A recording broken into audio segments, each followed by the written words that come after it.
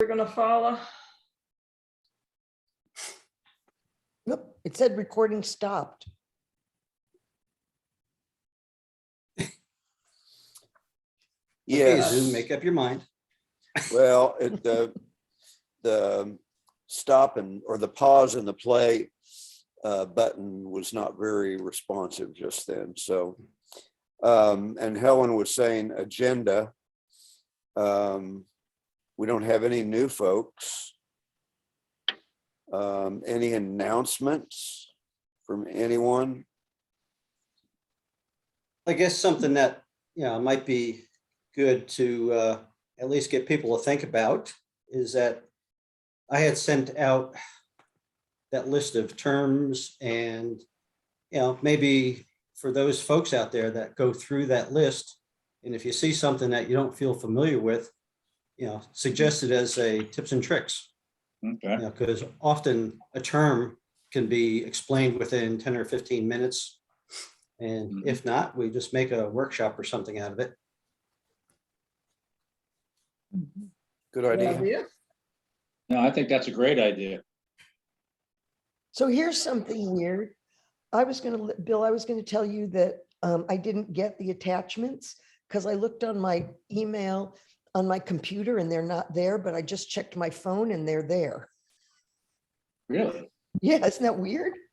Well, and Leslie, what system are you using, Mac or PC? Yeah, Mac. Well, I also use Mac, and I had the same problem, Bill. The icons for the attachments didn't appear, but up at the top of that screen, for Macs anyway, there is a little paper clip with a drop-down menu, Ah, and that's where they were. And I don't know if that's some Okay. new thing about the way attachments are sent in emails with Mac Mail, but I did have the same issue. But well, Bill has the tips and tricks today. Well, we if it- skipped over one thing. I think we still need to come up with a name for the people that are gonna try to coordinate this. Steering committee, we've used that one. Mm-hmm. I really wanted to have it be in crowd, but I couldn't figure out anything for the R&D. So how about INSKIs? So Are you- info steering committee. I was thinking PIC, people in charge. I like that. Actually, I do. Yeah, I kind of like that too. Yeah, actually, but yeah, I like that better. Central Committee What? So are we going with has PIC? a nice communist sound to it. Potential Public committee Bureau. sounds like the Communist Party. I couldn't hear it. OCP. I couldn't hear it. What was the suggestion? The Central Committee. A central. Just make it something fun. Sounds better than the Politburo. Yeah, Coordinating? yeah, it sounds socialistic. Coordinating committee? How about people don't like PIC? I like PIC. I do too. Should we have a Yeah. vote? I'm for PIC. that. Anything works. Yeah. Right. People in charge, the pick. So what is the thing we're voting on? What's the name? People PIC. in charge people in or charge. pick, which I think is good because that's what we're all about, picks. Okay, I'm okay. Pictures, yep. Okay, With the picks. picks. All right, The pick 4, okay. the pick 3. Pick 4, pick 3, yeah. Okay.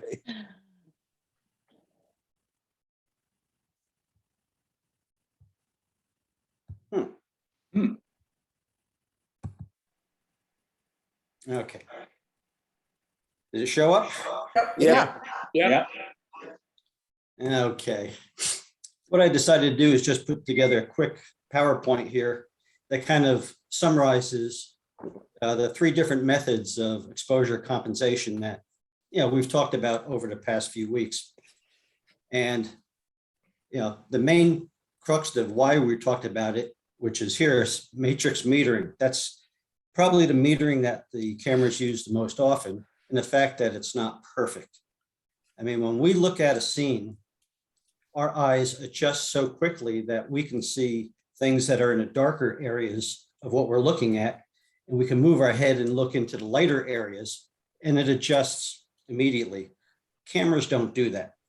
So that's why this idea of exposure compensation is just something to keep in the back of your head when you're out taking images. The first thing that we talked about 4 weeks ago was the on-camera exposure compensation, which is when you are out there and you take a picture and you chimp. I think that might be a term that's in that list. Chimp is when you look at the back of your camera to see the image that you just took. And if all of a sudden in that image, there was a lot of dark areas and there was a lot of light areas, the metering might have not taken an image that you were really looking for. So this is when we talked about on the camera, you could adjust it to underexpose a little bit, which would help with the lightest of areas. And or you can go and overexpose it. That would help out with the darker areas. And it can help balance it. I think I used the word, it just nudges it a little bit. Then last meeting, we talked about bracketing. This is what Mike was explaining, is that you can set up a camera to take the image as the metering says is good. Then you can tell it how many images to take underexposed as well as overexposed in order to get a number of images. And then what you can do is you can look at those images and say, well, I like this one better than that one, because one will be underexposed just a little bit, one is overexposed a little bit. Or you can tell it to take 2 overexposed and 2 underexposed. But then what you have to do later on is you have to go through those images, decide which ones, are the ones that you want to keep, and you may have to delete the others.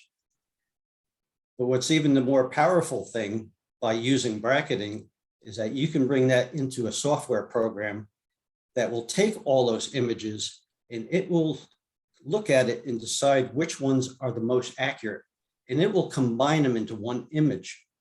So things that were dark originally, you'll see more detail in. A sky that had very little detail all of a sudden may darken to show clouds or something that was in the sky at the time.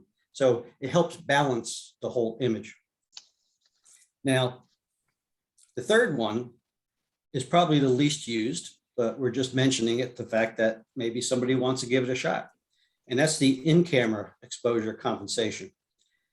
And this is where the camera itself will take 2 pictures, as some cameras actually will take 3. And what it'll do inside the camera, inside the processor, it's going to make one image. So it's going to try to take the best of one image and the best of another image and do it for you immediately. Again, it's not one that's often used, but it's available. So, but what I did is, let's see, I gotta try to get people out of my way here. Let's see, I'm gonna try to make this a little bigger. Now, what I did, the picture up at the top left here is just a picture outside of the door behind me. And pretty much what you see is what the matrix metering decided was what it thought was a good exposure. But what you see is you have darker areas, you have lighter areas, then you have kind of the middle here.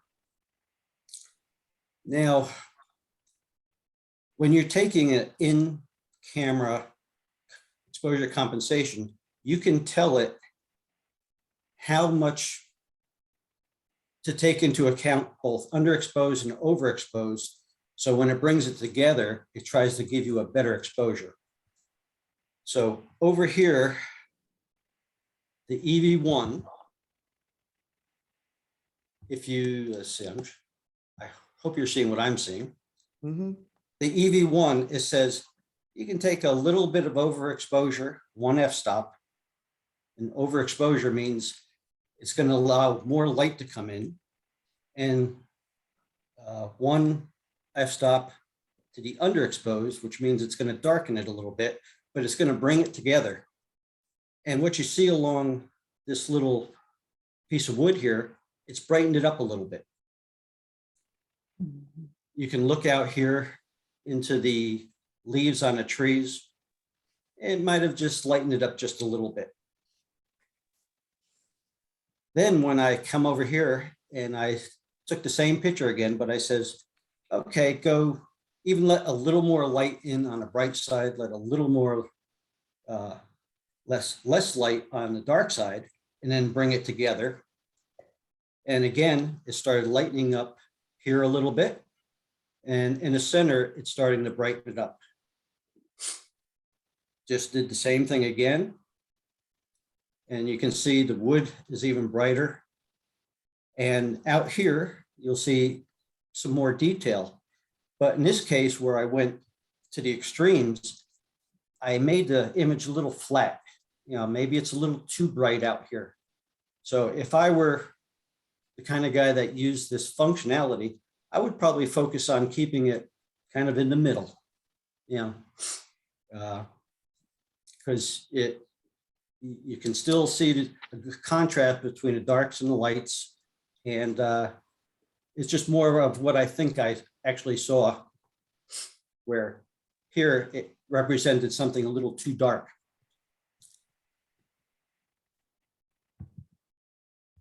Now within the camera, there's something up here called normal smoothing. What that does, it just says the algorithm that they used in the processor in the camera says, I'm going to attempt to just give you the best image for the scene. I don't know what that means. You know, if somebody wants to go into the algorithm, but I don't think it's that important. But there are two other functions, which here is a low smoothing. And what does low smoothing does, it makes it more dramatic. It is a less natural look. It takes the highlights and makes them significantly darker and the shadows much lighter. So when you do use something like this, you're probably going to get a result that's a little exaggerated. Yeah, for some people, that might be what they're trying to capture, which is good. But for others, it may not. And these are the same three settings down here as I did with the normal. So yeah, there is a little more depth and contrast in the center here than what we saw on the normal setting. And then lastly is with the high smoothing. This is one where it really tries to have very subtle changes. As you can see, I've been using the same picture for the original up in the top. And you can actually see here along this vertical, not much change happens, only in the most extreme where you allowed the most light in for the one image and the least amount of light for the other, where this actually lightened up. So for somebody who takes landscapes, it's probably either going to be the normal or the high, you know, using maybe the EV2 here, the two stops of light, overexposed, underexposed, that might give you the most pleasing. But again, it just depends on what you want the image to be. So again, this is just kind of one of these things where I bring it to you as an option. It's not one that I have ever used except for just putting together this process here. I think bracketing is probably the most useful. because you can do a lot more with it.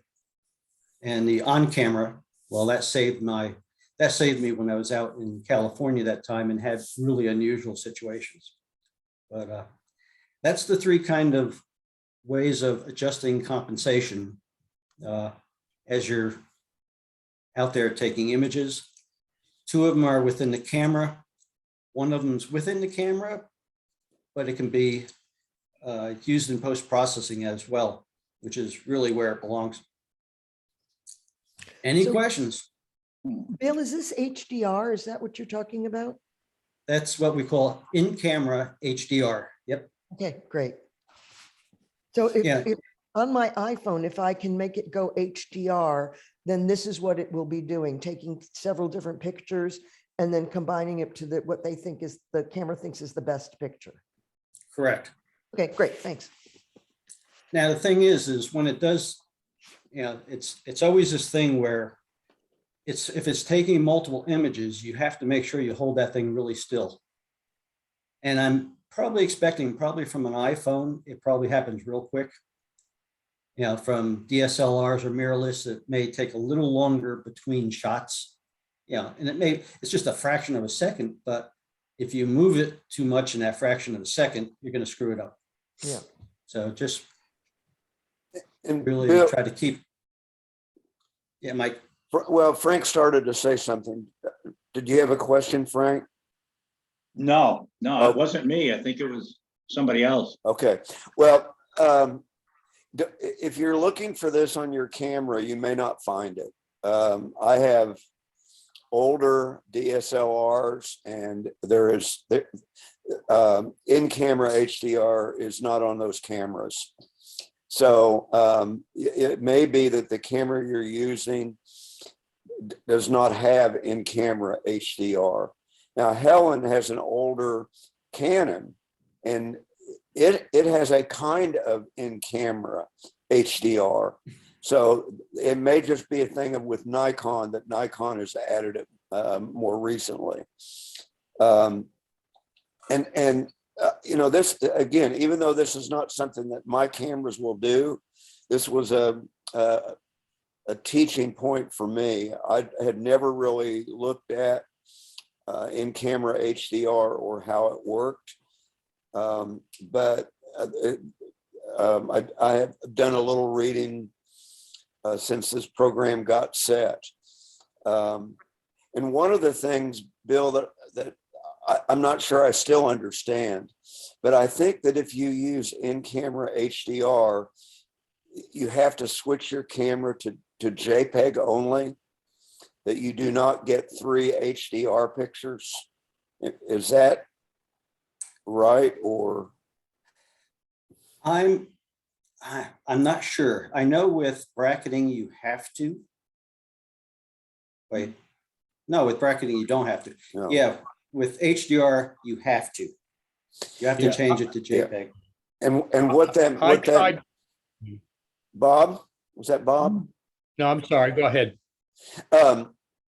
Well, and that's a big deal to me.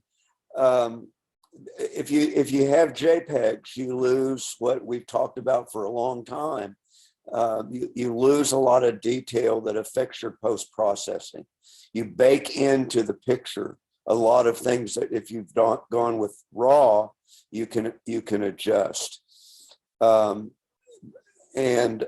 Yet there are times to use it. I found an article, Bill, that I'll send to you, and if you look at it and think that it's worthy to send to others, and do it. But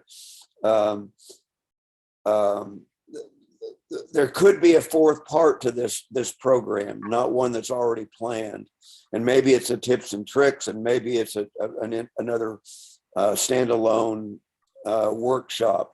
But the out of camera HDR is using some software that does the processing rather than letting the camera do the processing.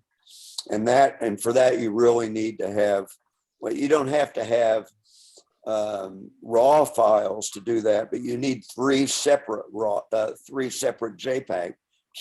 files at the minimum.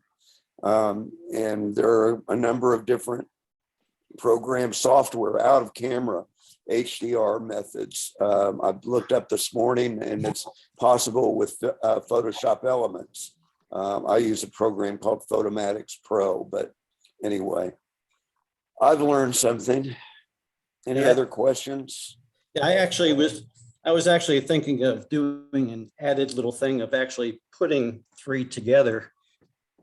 But I figured we'd save that for another day. Yeah. Yeah, Then tour I your tried. house, Bill. Yeah, I tried to go, I've got a Nikon and I tried to go to HDR or to go to JPEG so I could do HDR. And I changed one setting and then I got another message that the settings were still not correct to go to HDR. So I finally gave up. Well, we'll take care of that maybe tomorrow. Okay. But yeah, and again, this type of HDR is probably not the highest use. So, but the whole idea of these tips and tricks are not to, get all the details down during 15 minutes, but it's to just give you a little more exposure to opportunities that, may or may not particularly be of interest to you. But, every little nugget we learn just takes us one step further. So, And just as just an aside, we talked last time about bracketing, and the time before that about exposure compensation. iPhone will do exposure compensation. I think it starts at 8, model 8, but certainly on 11, 12, 13, you can do exposure compensation. And there is a setting on the newer iPhones as well that will do in-camera HDR. So, all right, ready for photos? Bill, I just had a question on the screen you had. On the exposure compensation, on my Canon, I can do that. It will take 3. I can adjust it so it would be 1 or 2 above, 1 or 2 below. But on the middle one, the bracketing, where you could take 2, 3, 5, 7, 9, I'm not sure how to access that in the Canon. Do you know where that is or how to do that? well, I don't. Okay, I just have to get, I have the manual and I'll just try to, or Google it and see how to do it, Yeah, the greatest thing to do is to go to YouTube and Yeah. put in something like Canon 80D bracketing. And Right. usually you'll end up with maybe a little 3, 4, 5-minute video that just focuses on that aspect of your camera. Right. So using YouTube and being specific of your model and what you want, can really help you get to the point. Now, I had an 80D. Boy, I have trouble saying that.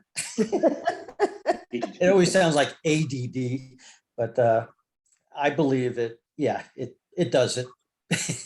Okay, yeah, I'll research that then. Yeah, and I have a Rebel, which is not as, high end as the 80D, and I did find the bracketing, so, Okay. yeah. That's good. Well- I found out how to do it, but I could never make my camera actually do what I wanted it to do. I don't know. So I might need some Canon help from you, Susan.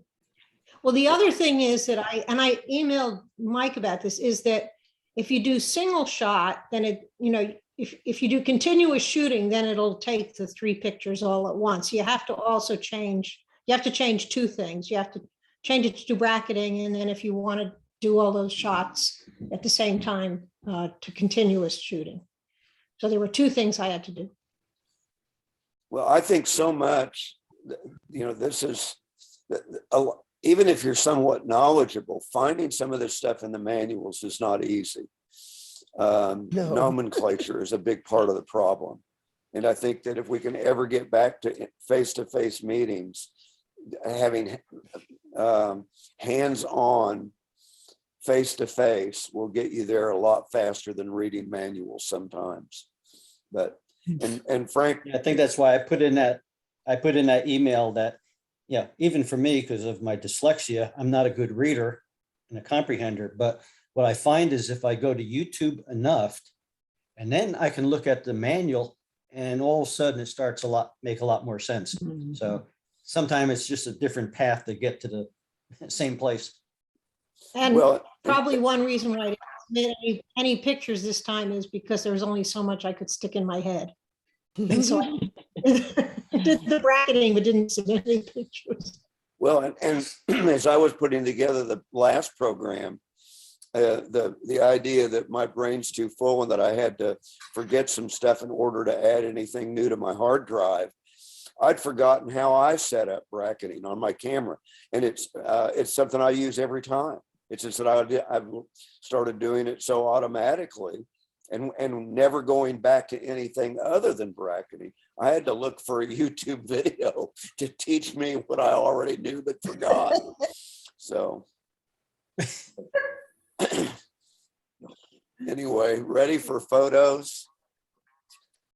Yeah. All right. How many we have? Good job, We have Bill. 15, not counting multiples from an individual. So we should be okay, I think. I have my fingers crossed here. No, that's not it. This is it. Wait a minute, 2 more adjustments.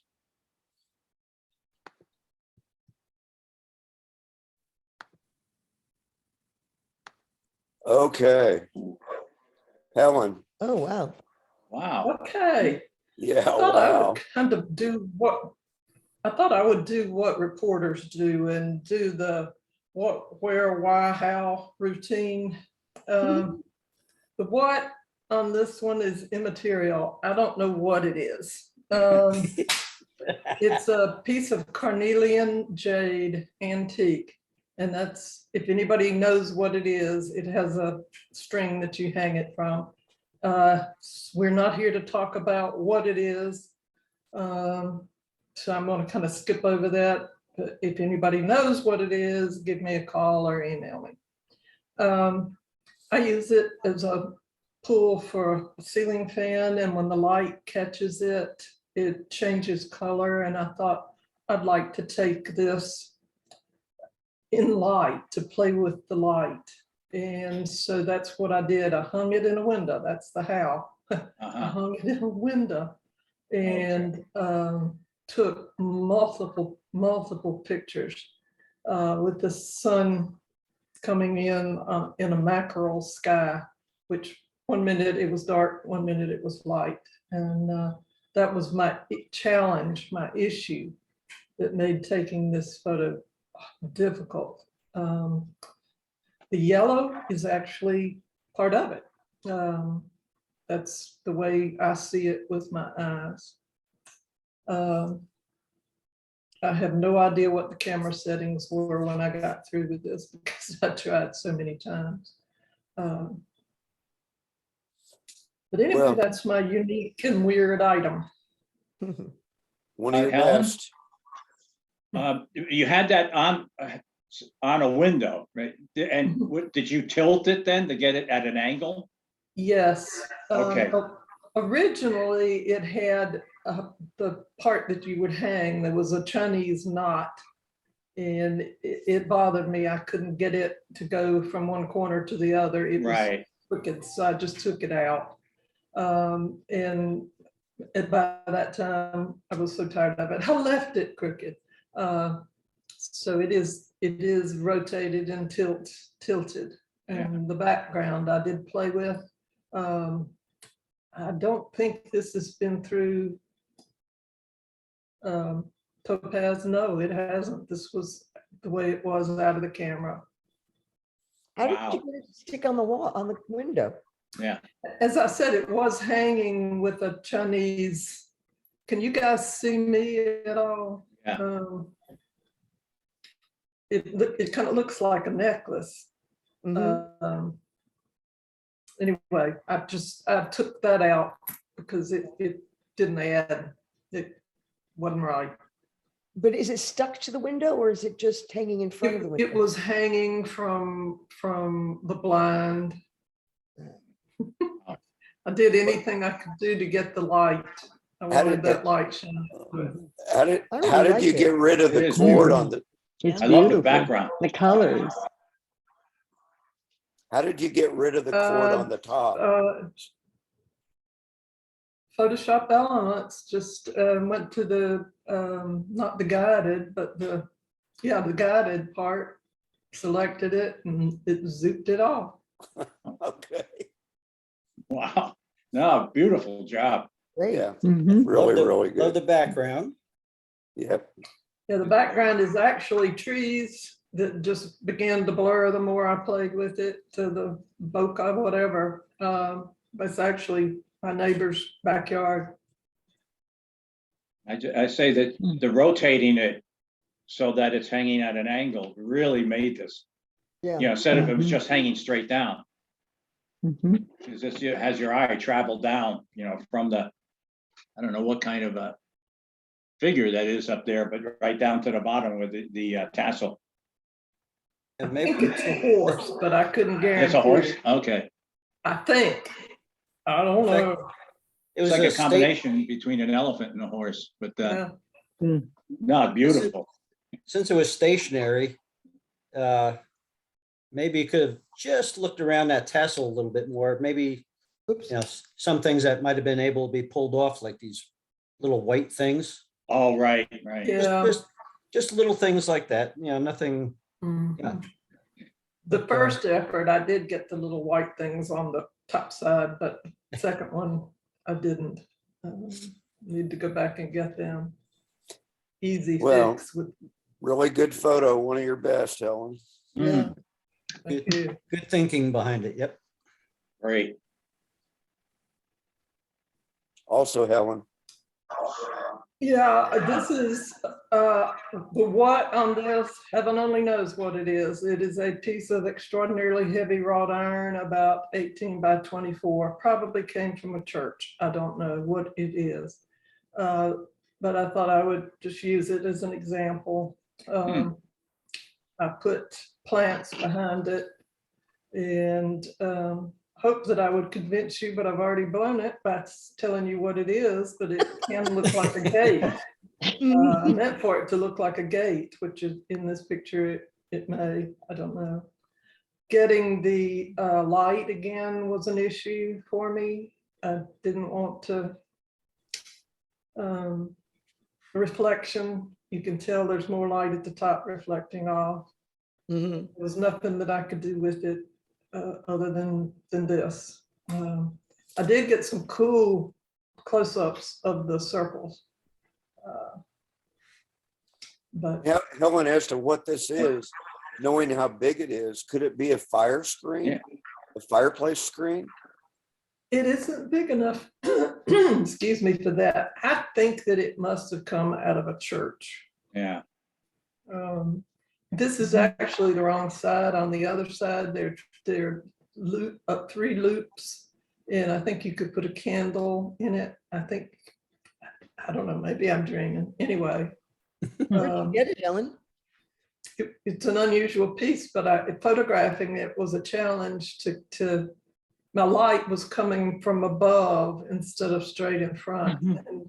And, I really like the kind of burlap pattern on the bottom, and Yeah. then the solid kind of blending on the top. I mean, to me, that, and then with the little bit of plants sticking through, makes it a really interesting picture. And I think that's really nice. That is, are they connected or just 3 freestanding? They're 3 connected. There's a They hinge. are, okay. Yeah, there's a hinge, and I can. Oh, I move. see. Yeah, I can see one up. I see it at the top, yeah. How tall is it? I don't have a sense of how tall. 18 inches to 2 feet. Okay. All right. I think the another- only thing I would criticize is it would have been good to take out that thing on the bottom of the middle The one. leaf. Yep. Yeah, that string. But I like it. Yeah, Yeah. me too. Another great job. Okay. Yeah. All right, Chris is up next. Oh, okay. I think Chris is still with us. Uh, Yes. There you go. I'm here. I'm here, Mike. I feel compelled to tell you this is a weather vane that I used to sell in my nature and bird store. I've taken dozens of pictures of this. It's on a, again, I need to tell you why. It is on a 10-foot dividing wall between my kitchen and my living room.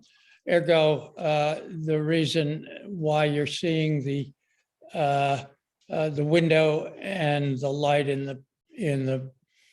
the ceiling. I took this particular angle at this particular time because the light had come in and had struck it where the jockey is sitting on his little cart there. And that was the first time I had seen that. But in a far more ethereal way, this challenge was to find something around the house. And what I took and didn't realize was something that we all have around the house, and that's all these cobwebs. That is in itself symptomatic of the cobweb life we have lived the last 3 years. And it's very symptomatic of the way I feel when I look at this now. I can't get it down, that's an excuse, but it does represent something, I think. And it's, I've done silhouettes and things of that nature, so this was a new photograph for me. Yeah, I think that light coming from the rear is really good. I mean, Yeah. you have to wait. That's the one thing with taking a good image is being patient. And when you see that time to come around, and if you had just taken this when it was completely lit, it was just the top of a weather vane. But because of the light, it just makes it a much more compelling image. Right. Thank you. I envy you the art. Very nice. I didn't hear you. I said, I envy you the art. Oh, thank you. And that I there's have more a of that. menagerie of folk art in my house here, as Helen can attest. Mhm. Now, this is a really bizarre photograph. It's of a piece of artwork by Amy, geez, I've forgotten her last name. I bought it at the folk art show a couple of years ago, and it hangs in the corner of my house. And it would have made an interesting picture in and of itself, except, and I have to say this, I took this 6 months ago. A time came that, in fact, my canary, Sunny, who's to my left, got out of the cage and flew around the room and around the room and landed on the top of this multimedia horse. I tend to think of it as being. And so the iPhone being what I could grab and only thing I could grab in a nanosecond, I took this picture. Very cool. I like the light and I Great like shot. the angle. And I love the bird. Yeah, that the worked out well. The shadows. Thank you. I didn't think about the light or the angle. I just took the picture for posterity, and it kind of lives in my my portfolio of oddball photographs. This is, Definitely having the canary there Mhm. took advantage of a great opportunity. Yeah. I've had canaries for 30 years on and on. Wow. What's interesting is that because it's a 3D artwork, there is a shadow behind the horse figure, and there's also a shadow behind the canary. So it's Mhm. hard to tell whether the canary is real or not. Exactly. Yeah. Mhm. Mhm. Yeah, it could be part of the 3D Right, imagination of the artist. right. Right. Don't Cool. tell that to Sonny, though. All right. Good job, Bill. Yeah. Good job, Chris. Thank you. Whoa. Oh, Okay, this is me. Just trying to do something a little odd, I guess. Let's see, the why, because I could. And what this is this is just a vase that my wife got for Christmas from somebody. Hmm. But the vase itself is just kind of really bland. So I tried a technique that Larry's tried before, because I know he went out and got some extension tubes for Sony. And this is a macro shot. Mhm. I was probably just millimeters away from the vase when I took this.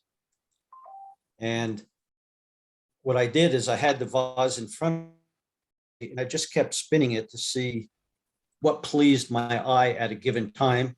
Mhm. And then when I found something, I just stopped. And what I liked about this one was the coloration of it, where up kind of in a right 1/3 is very red and yellow, and even looks a little grayish or some color, and then it gets to bright, and it comes over to more pastel colors. So it was just one of those things where, spinning it and just finding it, focus a little bit, because focusing with extension tubes is extraordinarily difficult. So I was on complete manual with this. But and the next image that I sent in was actually the vase itself, just to give you an idea of.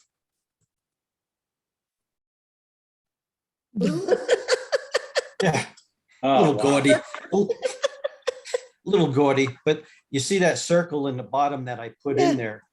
That's the image. And the image that you saw before is the exact size image that came out of the camera. I didn't do any cropping or getting in even closer. That's how close I was to that vase at the Wow. time I took the image. Hmm. And it ended up being a bigger than a 1-to-1 ratio, which macro is probably more like 2-to-1. But it's just playing around. Yeah. That is amazing. Because on the other picture, I love the colors. Did you do any change in saturation, or just Nothing. nothing? Left it This the way is- it was. I mean, Is it just- if Tom Marriott was here, he'd probably do something with it in Affinity that would just Yeah. make us all get dizzy. But yeah, this was just straight out. That's amazing. It is amazing. I just love the chaos in there. Well, Yeah. with all these shapes, and looks like they're coming out of the red one looks like something protruding out of it. Mhm. Yeah, this looks organic Yeah. to me. Yeah. Yeah. And there's a three-dimensionality to it that I thought that when I saw the vase, I was expecting it to be sort of bubbled. I was Yeah. too. Right. And in that picture where I let the light come through the window to kind of light it up, but when it came to just trying to take this picture for just as an example, I had to close all the blinds, and it still it was much brighter than I hoped it Right. was. I even got a sheet and tried to block some of the light, but again, yeah, that little blue circle down there, that's Cool. I love that you did that. It's so cool. Tom was up next, but I don't see that he's here. So we'll come Yeah, back. he said he might be late, but I don't know if he's going to make it there or Yeah. not. We'll come back to it at the end if there's time. Betty. Betty. Whoa. Ooh, Wow. Yeah, that's mine, Betty. Wow. And I was kind of, after hearing you all talk last time about the night mode on the new iPhone, I went around one night and took pictures of a lot of things inside and outside.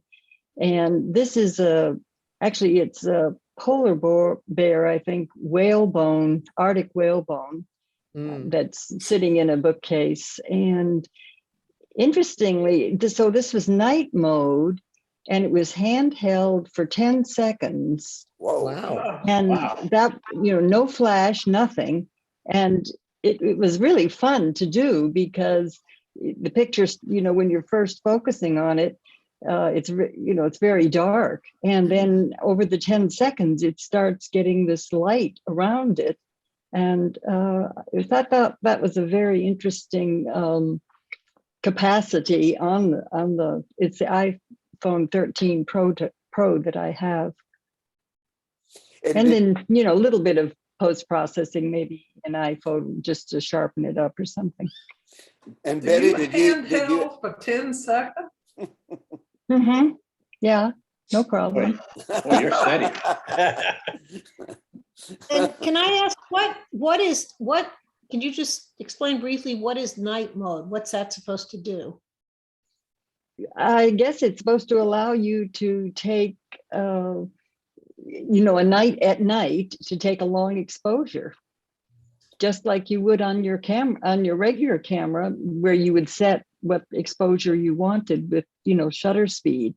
This is, a matter of just the little night mode thing was at the top of the screen, and all I did was touch it, and it kind of even decided itself how many seconds.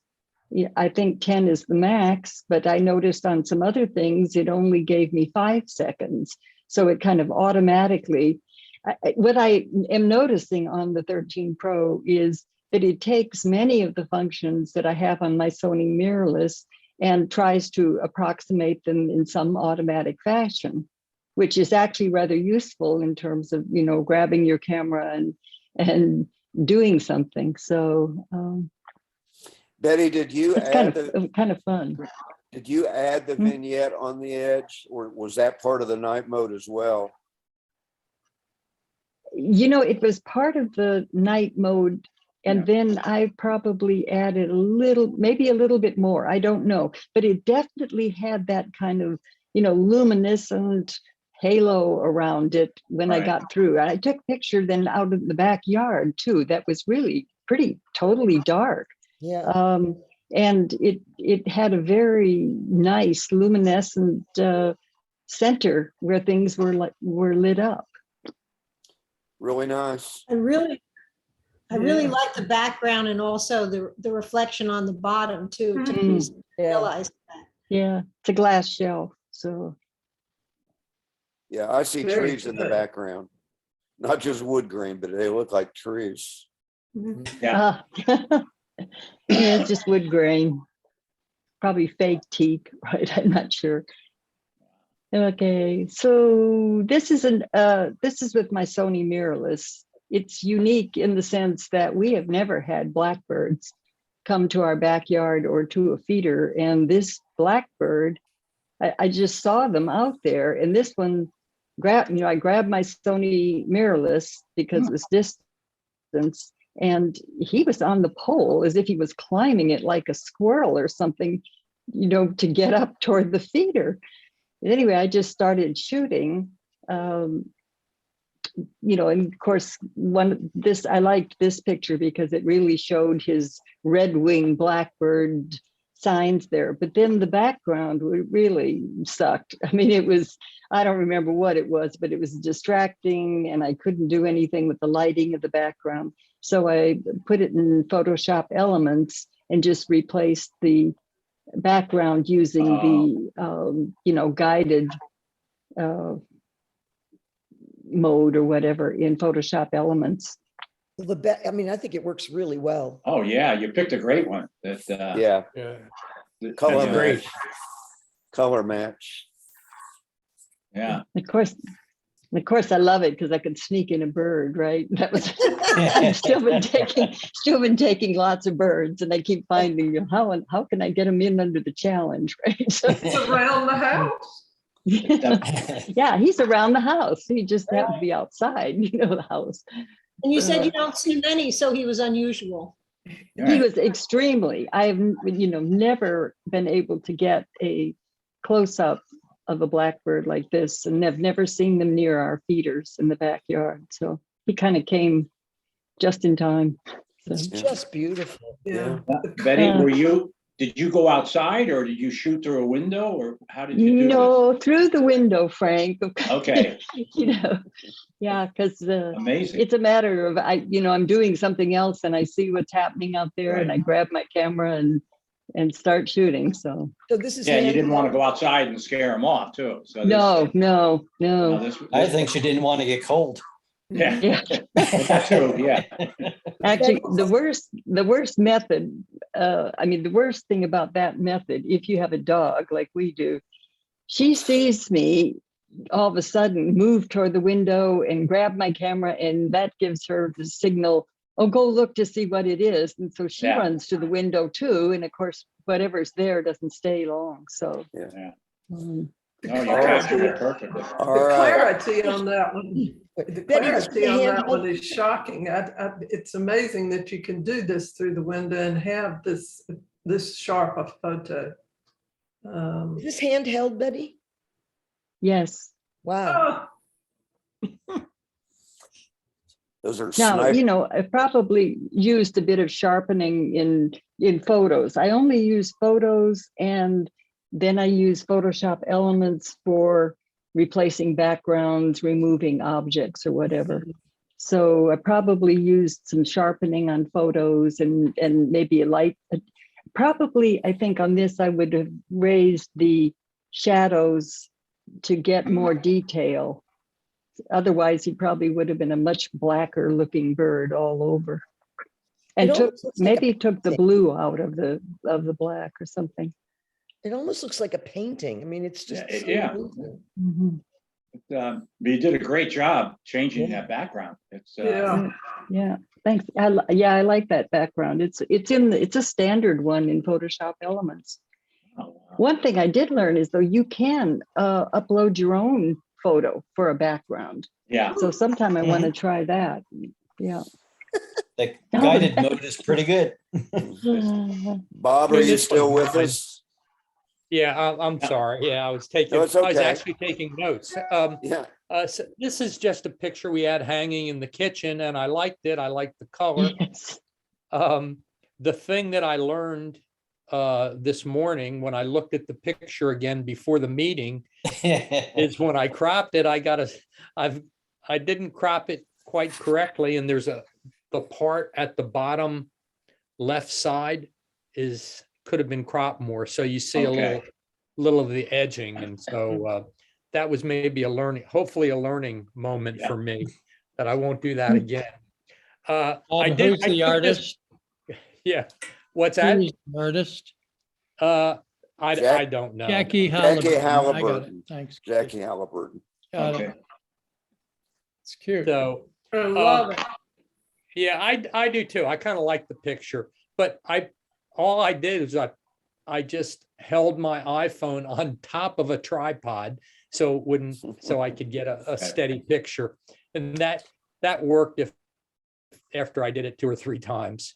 And that was kind of it. I cropped it, and like I said, I did not crop it quite enough and noticed it this morning. Yeah. And I Bob, would have thought that it was 5 little ornaments of some sort, little statues. Say again?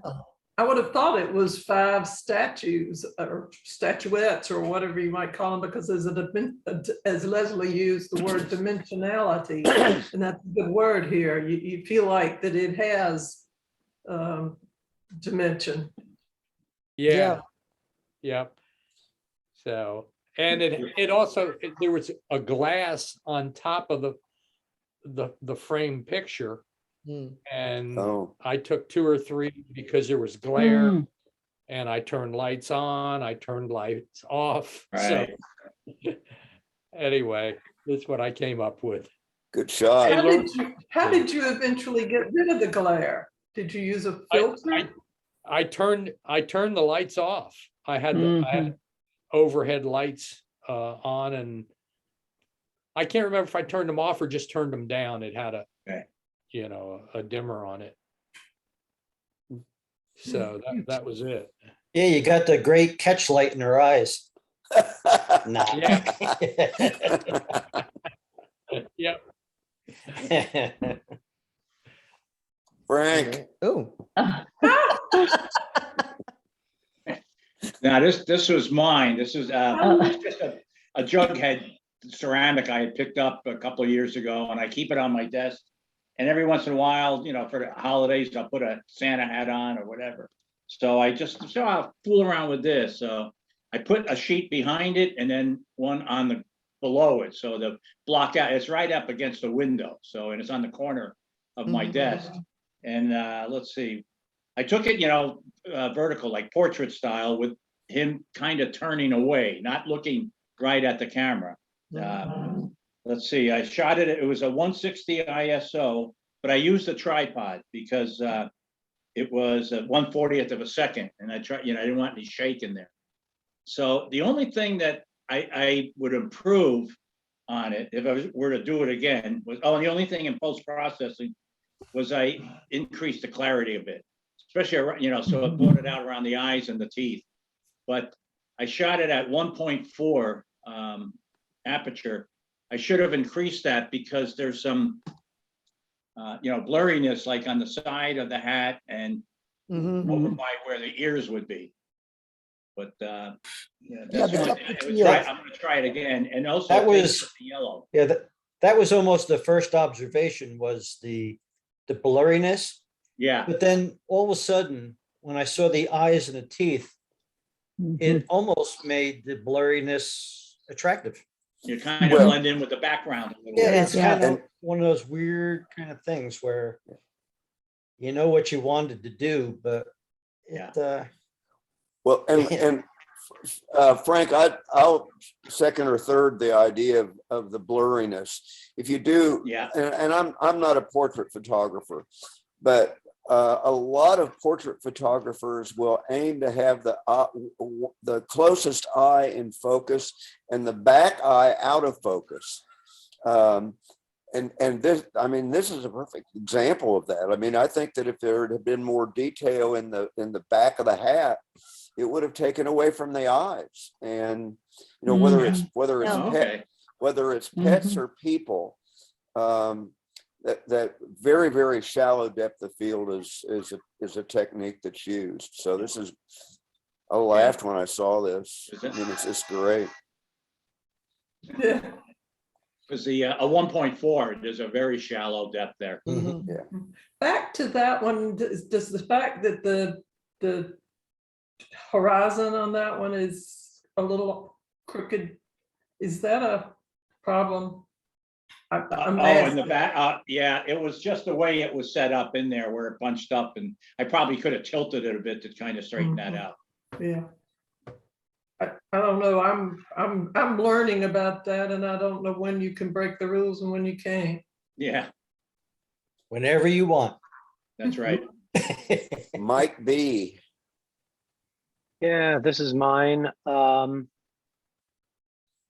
And basically, this is well, I asked, does anybody know what this is? No. A piece of Lego. It's a Lego tool Aha.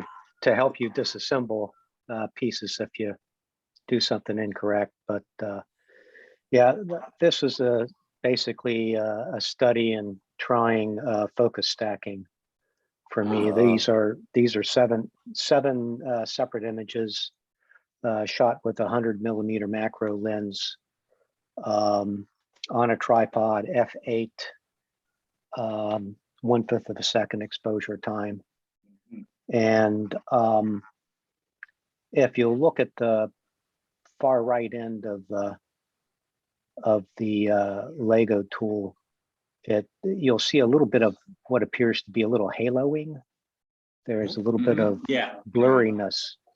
And when I first did this, I did it with ambient light, just like coming in through a window. And I had a halo around everything. It was really interesting. So I increased the lighting and I just basically turned on the overhead lights, and this is taken in my dining room. And that eliminated the halo in a lot of it. I think the halo is probably created by a lack of contrast between the orange tool and the the wood grain on the dining room table, the brownish. When I took this photo with an iPhone, it was predominantly all in focus because of the larger depth of field of the iPhone.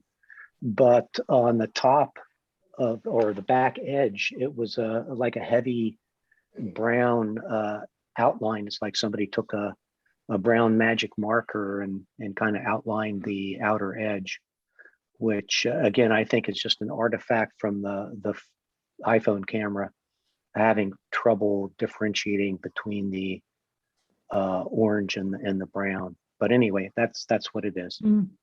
I love the reflection of the unit coming off the table. Yeah. Yeah. And the other thing on this is that the photo stacking was done using Affinity. And it does a good job, Affinity. Yeah. And it actually does a real good job on blending, exposure blending. You know, what we were talking about HDR before. I had to, Michael, Yeah, well, would this is- you have dealt more easily with the blurring issue if you shot it in portrait with an iPhone? No, I did shoot this with an iPhone, and Portrait setting is what I'm talking about. yeah, as no, I opposed didn't to use the regular setting. no, I didn't use the portrait setting on the iPhone. It might have helped. and my, Well, I didn't send the photo taken with the iPhone, but yeah, I don't know. Can't say. All I know is that the iPhone left a very dark brown line. It outlined it in a very dark brown line on the back edges. Mike, I had to, I laughed a little bit. And I mean this just as that is kind of a joking thing. But when I see this, you know, I think, and I'm looking at all the pictures, one right after the other. And this is the simplest object, I think, that we got a photograph of. And yet it was the biggest file I've ever gotten for one of these submissions. You know, usually they're kilobyte size, you know, and they work okay in this kind of format. And then I get this 28 megabyte file for the simplest object that was submitted, which is not to discourage you from sending. It's not to discourage you for anybody to send bigger files, but it was kind of ironic to me. So, Well, this was very hardly any cropping at all. You know, basically what you see is what came through the camera, and it's shot on the Canon 5D with a full frame sensor. So, yeah, it made for a large file. yeah. I don't know if the photo stack, I doubt if the photo stacking or the focus stacking did anything to change the file size, but I kind of liked a little bit the way the, you know, the focus stacking, how the foreground seems to be more in focus. The background foreground seems to be more in focus than the background Mhm. in the back. And I think it just adds a nice effect. So Yeah. I'm going to start playing more. I need to play more with macro and also with Affinity focus stacking. I think it's kind of a fun thing to do. Yeah, you've made me want to Keeps me try it. off the streets. Yeah. It's something I've never tried, and I do want to give it a whirl sometime. Good shots. Good shots. Leslie, That's mine. Oh. Oh, Nice. Oh. Wow. This was going to be an experiment I saw in a YouTube where you could simulate a long exposure by taking a live shot on your iPhone and then going into the photos, and you can choose whether it's going to be the live photograph or something called bounce, something called jump, and something called long exposure. and I put it on long exposure and it just blurred the whole thing out. So you couldn't, I wanted a shadow moving. So this is just one of the photographs that I took in order to do my experiment on the moving object. Oh, I think it's really, I didn't do anything to it except for sharpen it a little bit Yeah. in photos. yeah, So that's great. the way it Yeah. came out. Really unusual. Really, is. yeah. And it's, Very nice. I'm trying to remember. Oh, I had a headphone on. I had a headlight on. That's what it was. Yeah, Oh, I had a oh, headlight on. oh. That's what caused I wanted a very dark shadow. So that's the only way I could figure out how to light it. And so that's where the circle comes from. right, okay. there Oh, there have been stunning, stunning. some creative techniques used. And I think the other thing I keep thinking of is taking charge of the circumstance and not just, Mhm. but playing with it, whether it's background or lighting or whatever else it is. But it's a great example of a couple of different things. I really like that shot. Yeah, Mm, great shot. yeah. Wow. This one is also mine. And I count it as unusual because it's a zinnia that's coming into bloom in my indoor greenhouse. I mean, I have grow lights in a room where I'm growing lettuce and tomatoes and zinnias. That's And- wow. No cannabis, are you? Yeah, Cannabis. words out of my mouth. I thought each one of those leaves there were maybe a joint, yeah. Yeah. Wouldn't that be nice? But the thing that Yeah. I like about this one is that for the first time, I consciously used a flash to fill in the colors because I couldn't get the purple on the inside to show up just with the light shining on it. So Let's- I used a flash. Leslie, this blows me away. I mean, this one is just really, really nice. Well, thanks. It's incredible, the photo. clarity, the Yeah, color really. combination. Mm, Now, the on an colors are- iPhone, you This did is this an on iPhone. iPhone, correct? Yep. And it is. Yeah. Do you portrait, know I think. if there's a way, because you used the flash on the iPhone, Yes. is there a way to say, to tell the iPhone, instead of 100% flash, can you give out 50% of the light? No. No, I don't know of Okay. any way. All or nothing. Yeah, I was just wondering if there was a way just to tone down the lightness just a little bit. Yeah. Yeah. Well, it But sort of the- looks like that. But the use of the flash really helped out. Yeah. It did. Well, your headlight might Mm. have helped with it too. I don't know. Oh, I hadn't even thought of that. But this, I mean, I don't want to say that to take anything away from what's a great photo. But I mean, if you, Mm. that would have maybe given you a little less light if you, but I Yeah. can't imagine it being any better than this. I mean, the detail in this is just Okay. awesome. I was just amazed at the detail with the iPhone. I mean, I was really, I took several shots and this was the sharpest one. There were some that were a little softer than this and, but I'm just having so much fun watching the zinnia open up because you grow zinnias outside, you don't see the sort of daily change of the flower. Hmm. Pretty That's amazing. a hang on the wall Great. right there. Yeah, Oh, frame it thanks. big. Nicely Great. done. All Nice right, shot, Leslie. Larry, Great. Larry, are you still with us? Did we lose Yes. Larry? No. There he is. Interesting. Fireplace. That's right. I was trying to capture a flame and it wasn't working for me. So I brought it back a little bit and captured just a portion of the grate. That's basically it. And I tried to use whatever light came off the fire. Nice, nice. Not Taking- terribly exciting. Very But- nice. Taking a picture of fire is like taking a picture of the moon. Looks like it ought to be easy, but Oh, it isn't. No. no, Anyway. I don't. There may be some techniques for taking fire photos. Maybe we need to make that a challenge. It's something to learn about, but a hard thing to do. Yeah. If everybody has a fireplace. I got a Or a burn candle. In barrel. the backyard. A candle. I've got a Yeah, burn that's right. barrel. Yeah. Hmm. This is just a throwaway. I just like the lamp. Mhm. I do- Beautiful. But it's Chinese. It's not original, of course, but that was the why. It wasn't anything spectacular.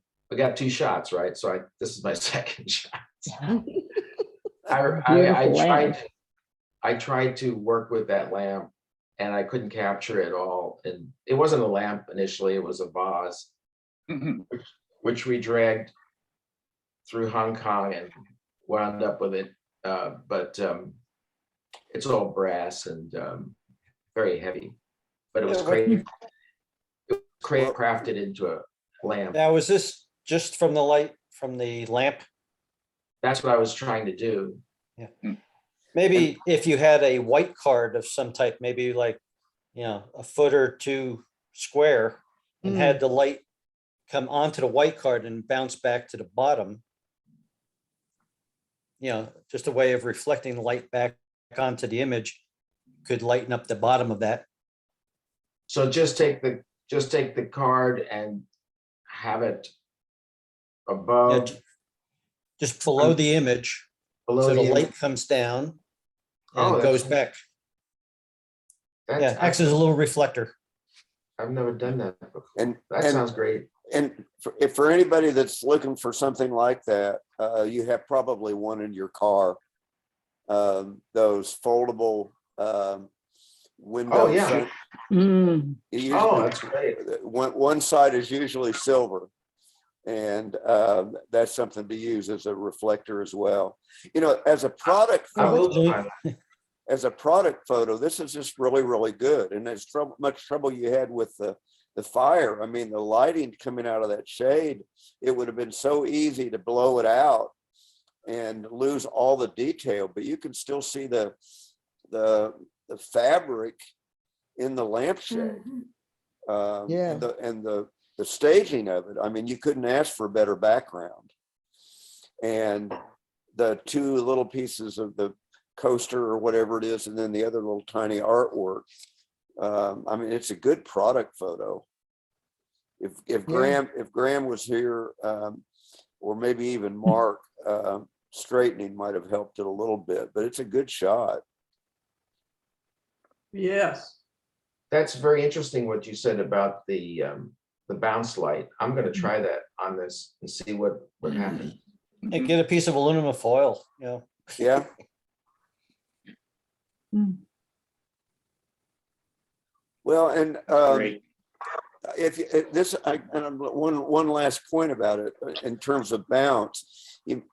Another thing to do, if you have an off the camera flash, you could have aimed that at the bottom as fill, not to expose the whole image, but just as fill flash.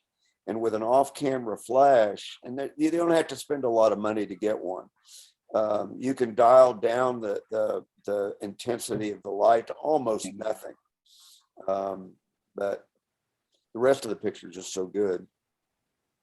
All right, let's go back to Tom, just in case he tunes in later. I love that. There it is.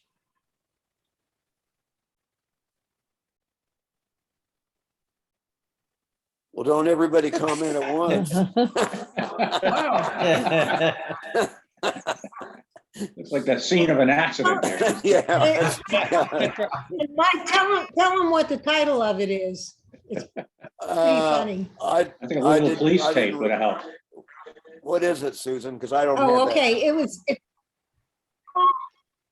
call 911.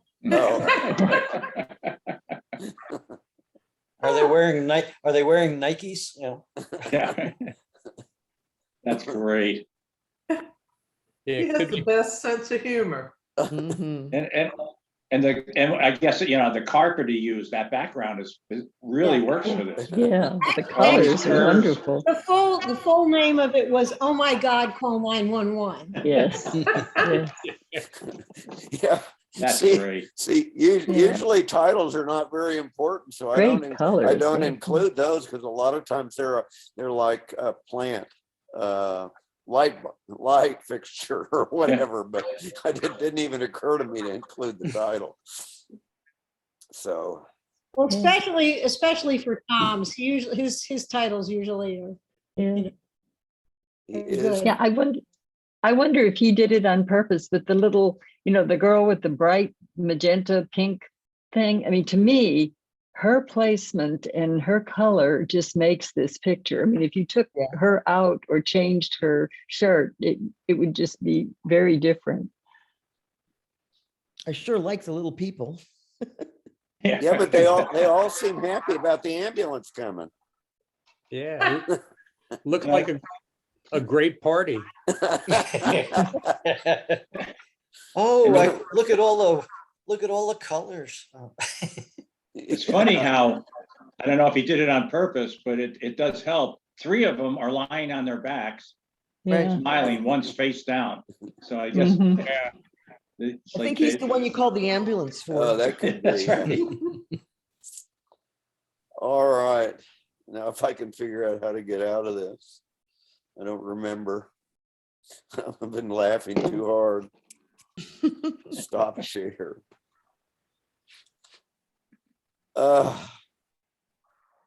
Well, interesting and good meeting. And Yes. the challenge topic, Chris, was a good one. Brought some things out of the woodwork, so to speak. So, and Like I said, we'll do something around your cellar. yeah. Okay, so Well, we need a challenge for next week or 2 Yeah. weeks from now. Yeah. What about fire? I mean, fire or flame or I think that's and great. along, especially if we could get some videos. If Bill is up for finding us some wonderful videos on how to do that. Or are you going to be on vacation, Bill? Now, I'm not going to the beach. Right, yeah. We tried that one time this time of year, and that was the last time. Yeah. But Or I don't sometime know. fire. Doesn't have to be next time, but I'd like to see how you do that. Well, what I'm going to do too is Frank had forwarded me a huge list of potential challenges that he had actually gotten, I think, from when you lived up in Connecticut. Yeah, it's a New Haven Camera Club. They put that out. And I found another list I'm going to add to it. It's Oh, my got goodness. a lot of subjects, yeah. And it's, so we may be able to have this big pile to go through. And maybe what we'll want to do is maybe get a few folks together and create a little subgroup and maybe go through them, and we can start planning them, meeting by meeting. So let's think of something for the next one, but then we'll start thinking about taking a peek at those lists. I'll get them out to everybody. Well, Great. and I the idea of shooting fire resonates with me. Shoot fire. And it certainly will be a challenge. Right. Yeah. And I have to set my house on fire to get it then.